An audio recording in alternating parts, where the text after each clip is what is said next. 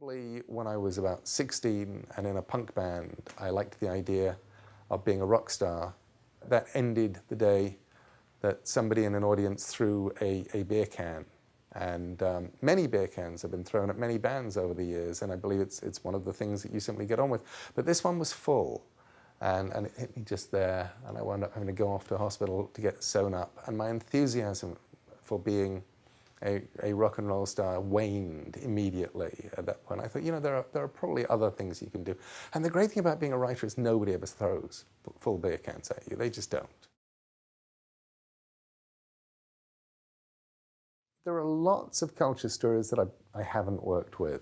One reason why I'm always hesitant is the last thing that you want to become as an author is a sort of cultural tourist. And you definitely don't want to sort of feel like you've signed up to the Myth of the Month Club.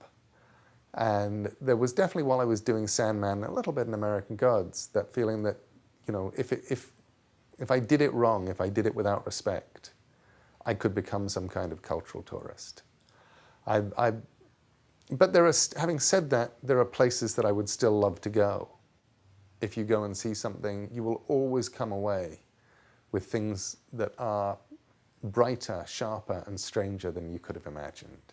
The kind of food that's served, the kind of road signs, what the house roofs look like. It's stuff that you simply wouldn't imagine, because if you're you know, wandering around a weird little town in South America and you run into an old man who beckons you into his sculpture garden, in which he's built giant dinosaurs and models of cars and things out of old tins and nails and bits of glass, that will have a reality to it, that will have an unlikeliness to it, that will have a strangeness to it, that you probably would never have thought of if you were simply imagining that place from, you know, from a name on a map. In a way, American Gods itself as a novel is a celebration of the stuff you wouldn't think about unless you were there. It's a great sort of question. Which of the gods in American Gods is my favorite? Because there's who's my favorite character in the book, who's one of the gods, and then there's also, as an author, who was my favorite to write. And I think my favorite to write was Chernobog, the Slavic death god. There's this little old man living in Chicago who's worked in a slaughterhouse. He was just fun to write. He probably just a little bit more fun than Anansi. But, you know, while I was writing them both, they were both my favorites. But then you just get which of the characters in American Gods would be my favorite of the gods. And that's probably, at the end of the day, got to be Mr. Wednesday. Just because he was so complex, so uniquely himself, this awful, terrible, charming rogue. And it's a writer's dream. The process of writing, I love. The process of actually pure imagining, unfettered. You're sitting there, you have your own time. It can take you a day, it can take you 15 years, but you get a story out and it's now on paper and it's yours. I love that.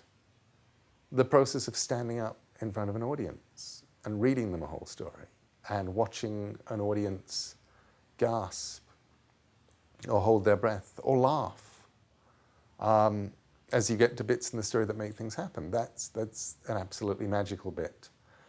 Because when you're writing a book, you put a lot into it, and you can intentionally put more into it than you figure anybody's ever going to find on one reading.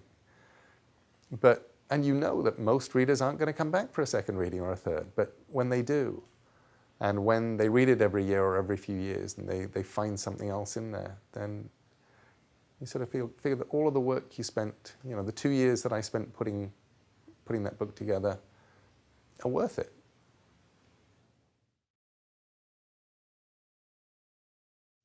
I think if you are going looking for magic, you will find magic. And it doesn't matter, honestly, if you're looking for it on a street corner, if you're looking for it in a dark wood at night, if you're looking for it in a sunset, an island, if you're looking for it in a neighbor's backyard, in a wardrobe, in a dusty attic, or in a book.